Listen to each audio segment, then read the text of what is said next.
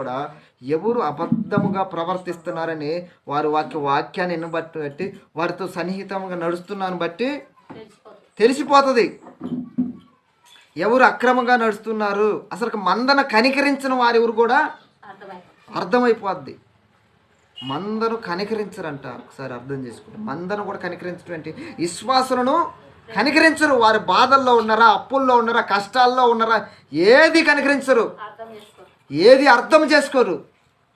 ఒక దైవ సేవకుడు చెబుతున్నాడు, ప్రతి నెల మనకి 12-15% దశమ భాగం వచ్చేది, ఎందుకో తెలియదు, తగ్గిపోయింది. మీరు ఇచ్చేవారుగా ఉండండి, ఇంకా అయ్యానంటారు. వారు ఎందుకు ఈలాపోయారో తెలియదు, ఏ కష్టం వచ్చిందో తెలియదు, ఏ బాధ వచ్చిందో తెలియదు. కానీ మన మాట అంటున్నాను అంటే కనికరించరు వీళ్ళు. కనికరం. ఇంకో ఎంతమంది అండి